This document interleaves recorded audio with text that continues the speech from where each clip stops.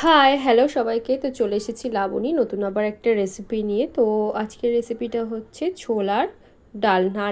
ছোলার ডালটা কিন্তু শুধু নয়, ওটা নারকেল দিয়ে ছোলার ডাল।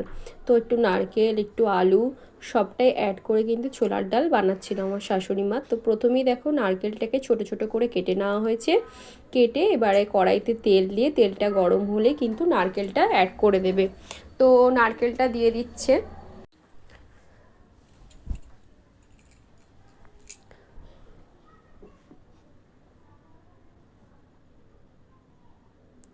তো দেখো তেলটাও গরম হয়ে গেছে। এবার ওই গরম তেলের মধ্যে কিন্তু নারকেল কুচিটা দিয়ে দিতে হবে, দিয়ে একটুখানি হালকা করে ভেজে নিতে হবে।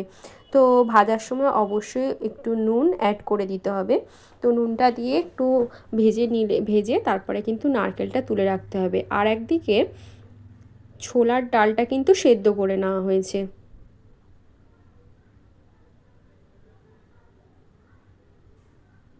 তো দেখো নারকেল কুচিটাও কিন্তু প্রায় ভাজা ভাজা হয়ে এসছে, কি সুন্দর একটা কালার চলে এসেছে।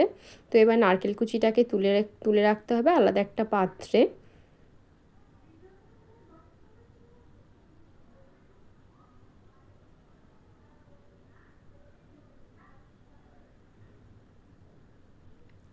তো ভাজা হয়ে গেছে লাল লাল করে, বা নারকেল কুচিটাকে তুলে রাখছি। এবার ওই কড়াইতেই যতটা পরিমাণ তেল লাগবে সেই তেলটা দিয়েই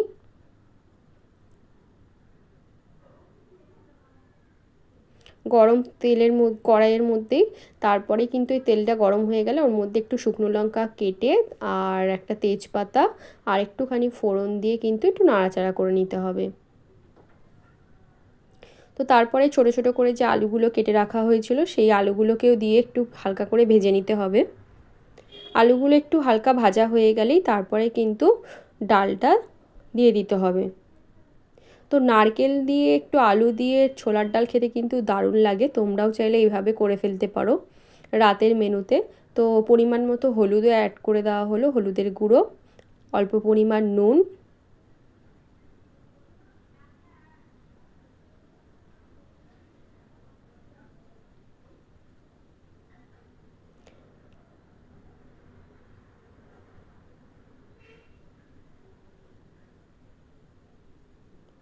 আলুগুলো কিন্তু ভালো করে ভেজে নিতে হবে।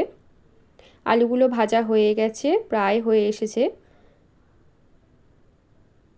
এবার ওই আলুগুলোর মধ্যেই পেস্ট করে রাখা একটু আদা আর একটু শুকনো লঙ্কার পেস্ট সেটা কিন্তু দিয়ে দিতে হবে।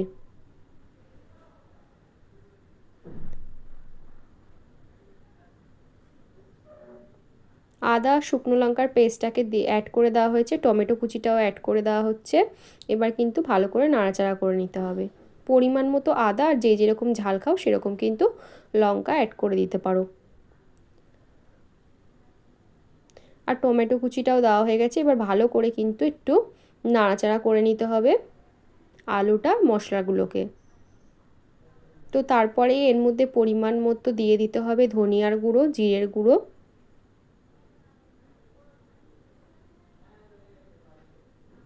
জিরের গুঁড়োটা একটু বেশি দেবে, তাতে খেতেও ভালো লাগে, টেস্টটাও ভালো হয়।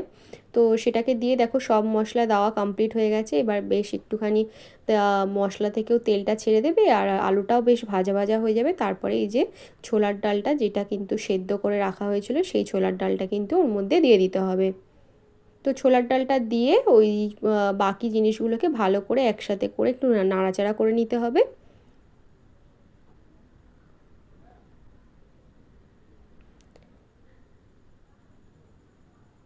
এবার মিক্সির বাটিতে ধোয়া যে মশলার জল সেটা অল্প পরিমাণে অ্যাড করে দিতে হবে। তারপরে যে নারকেলগুলো ভেজে রাখা হয়েছিল সেই নারকেল কুচিগুলোকে অ্যাড করে দেওয়া হলো, পরিমাণ মতো জল দিয়ে দেওয়া হলো।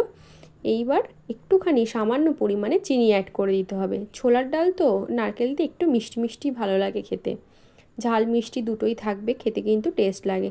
তো 5 থেকে 7 মিনিট, বেশিক্ষণ নয়, 5 থেকে 7 মিনিট বসিয়ে রাখার পরেই দেখো রেডি হয়ে গেছে কিন্তু ছোলার ডাল। তারপরেই নামিয়ে নেওয়ার সময় ফুটে যাওয়ার পরেই নামিয়ে নেবে যখন, তখন কিন্তু একটু অল্প পরিমাণে গরম মশলা দিয়ে নামিয়ে নিতে হবে।